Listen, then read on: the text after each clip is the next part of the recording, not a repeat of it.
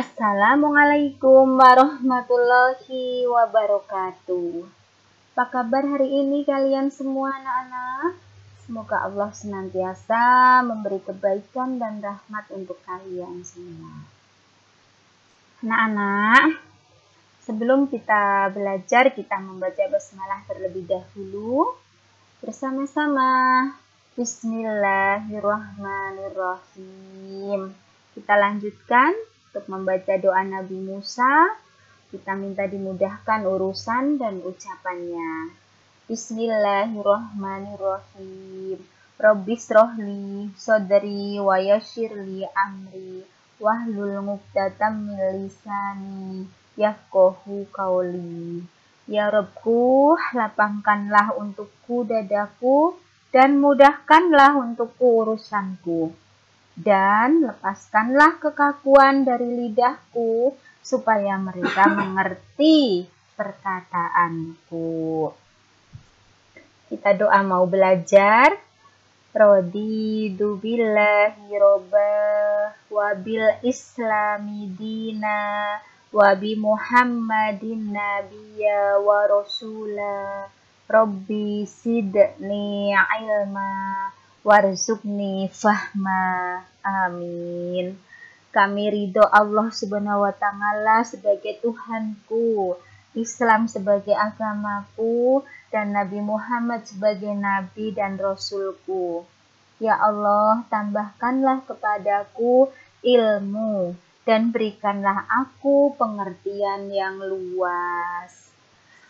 Halo anak-anak, jumpa lagi dengan Bu Yuni dalam pelajaran fikih kelas 6. Ini pelajaran yang pertama ya, kalau kemarin kita jumpa di kenalan, kali ini kita masuk ke pelajaran yang pertama. Kali ini akan Bu Yuni bahas bersama-sama, pelajari bersama-sama tentang belajar mengetahui makanan halal.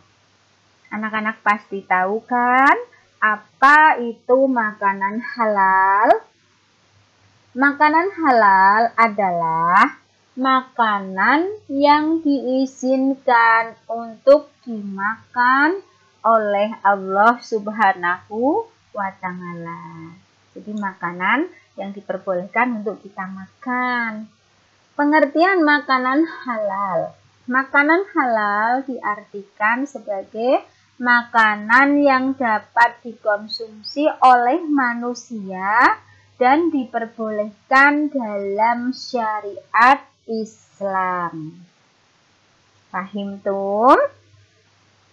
Sekarang macam-macam makanan halal. Dilihat dari zatnya. Yang pertama dilihat dari zatnya. Adalah makanan yang berasal dari tumbuhan atau hewan yang tidak dilarang oleh Allah. Yang dijelaskan di dalam Al-Quran kehalalannya. Yang ketiga, bermanfaat bagi kesehatan kita semua manusia. Yang keempat, ketika dimakan tidak merusak badan, akal maupun pikiran. Memang ada Bu, makanan yang bisa merusak pikiran? Ada, makanya dilarang oleh Allah untuk dikonsumsi oleh kita. Yang kelima, makanan itu tidak kotor, tidak najis, dan tidak menjijikan. Kalau makanan itu terlihat menjijikan, maka dimakan tidak diperbolehkan. Jelas anak-anak? Sekarang macam-macam makanan halal yang berikutnya. Tadi dilihat dari zatnya, sekarang dari halal cara memperolehnya. Makanan halal banyak, contohnya seperti mangga. Halal apa haram mangga? Mangga itu halal, tapi kalau cara memperolehnya dengan cara mencuri atau merampas punya orang atau punya teman di jalan, maka menjadi haram. Nah, maka makanan halal bisa dilihat dari cara memperolehnya. Yang ketiga, makanan halal cara memprosesnya. Memprosesnya, memasaknya ya anak-anak. Jadi kalau Bu Yuni misalnya membuat bakmi. Bakmi bahannya dari bihun, dari mie, dari kol. Semuanya halal, membelinya dari barang yang halal. Tetapi ada satu minyak yang tidak diperbolehkan untuk dikonsumsi, misalnya minyak babi, maka kesemuanya menjadi tidak halal karena prosesnya tidak benar.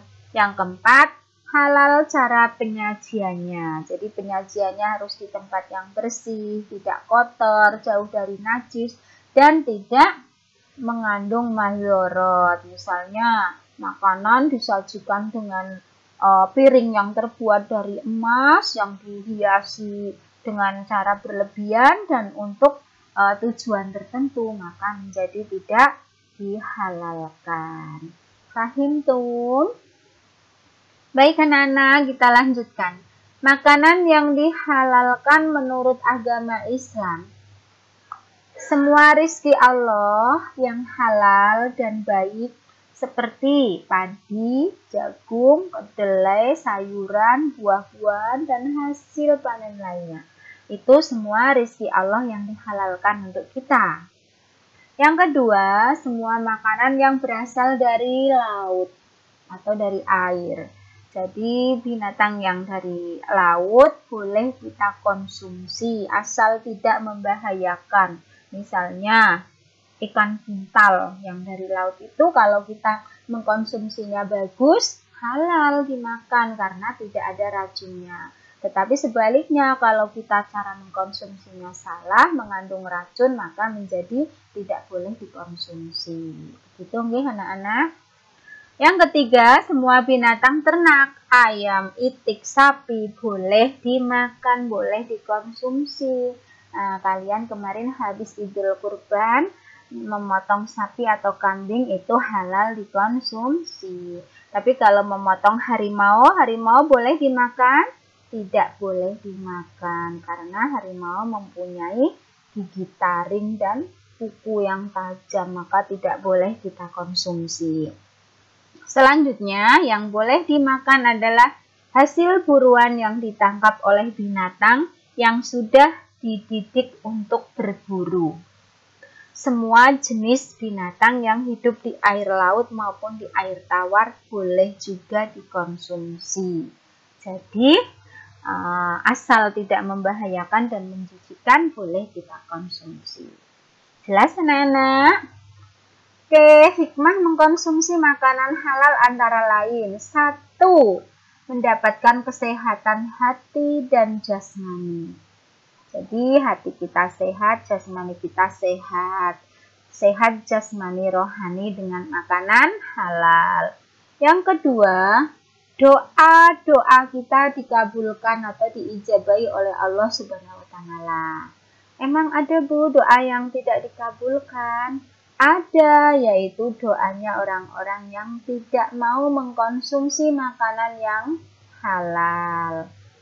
Maka ketika kita makan makanan yang haram, doa kita menjadi tidak terkabul. Makanya hati-hati kalian kalau makan, pilih makanan yang halal. Yang ketiga, dijauhkan dari siksa api neraka. Itu kalau kalian makan makanan yang halal, api neraka tidak akan menyentuh kalian. Yang keempat, makanan halal menumbuhkan perbuatan yang baik.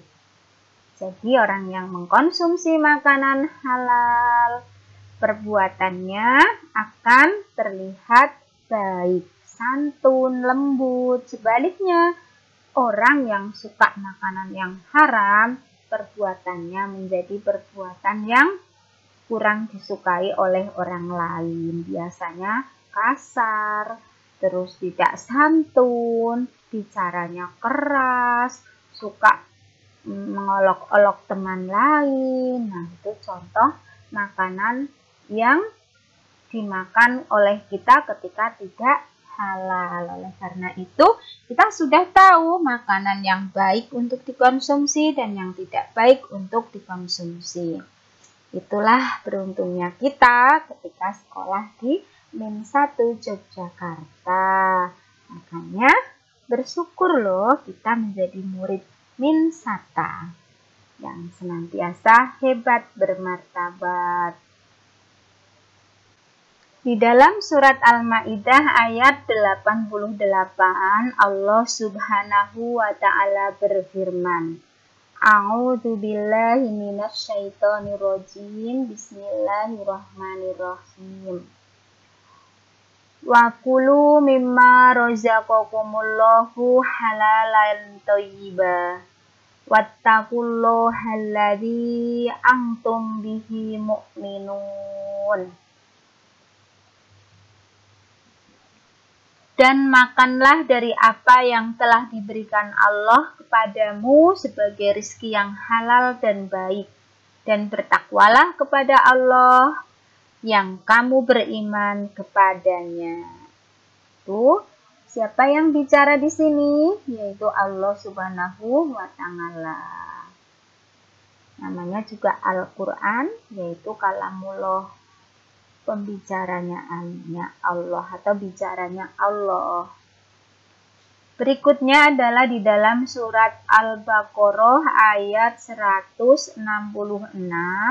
Allah Subhanahu wa taala berfirman, A'udzu billahi minasyaitonir rajim. Bismillahirrahmanirrahim. Ya ayyuhan nasu kulu mimma fil ardi halalan thayyiban wala tattabi'u khutuwatis syaiton innahu lakum aduwwum mubin. Yang artinya, hai sekalian manusia, makanlah yang halal lagi baik dari apa yang terdapat di bumi. Dan janganlah kamu mengikuti langkah-langkah syaitan, karena sesungguhnya setan itu adalah musuh yang nyata bagimu. Nah, sudah jelas ya anak-anak bahwasanya kita disuruh makan makanan yang halal yang memerintahkan Allah langsung melalui ayatnya, yaitu surat Al-Baqarah ayat 168 dan tadi surat apa? Surat Al-Maidah ayat 188. Jadi janganlah kita melanggar aturan yang sudah diatur oleh Allah. Paham tuh anak-anak? Oke, baiklah anak-anak, supaya kalian tidak lupa, Bu Yuni pesan agar penjelasan ini kalian catat baik-baik di buku fikih, buku tulis kalian. Dan jangan lupa kalau kalian lupa diputar ulang. Semoga bisa dimengerti dan diamalkan dalam kehidupan kalian. Cukup dicatat saja, difahami, dan diamalkan dalam kehidupan kalian. Insya Allah kalian akan menjadi orang yang bahagia dunia akhiratnya. Oke, tidak usah difoto ya, karena buku kalian akan Bu Yuni tumpuk tiap 1 bulan sekali. Oleh karena itu, tulisan kalian yang rapi dan bagus nanti akan dinilai tiap bulan sekali. Jangan lupa catat poin-poin penting di buku tulismu yang rapi ya. Yuk kita senantiasa semangat walau kita belajar dari rumah. Dan senantiasa kita rajin berdoa dari rumah. Selalu mendoakan saudara-saudara kita. Juga keluarga kita. Oke, akhirul qauli Bu Yuni ucapkan. Billahi taufiq wal hidayah waridho wal inayah. Wassalamualaikum warahmatullahi wabarakatuh. Terima kasih. Jangan lupa di like dan subscribe ya.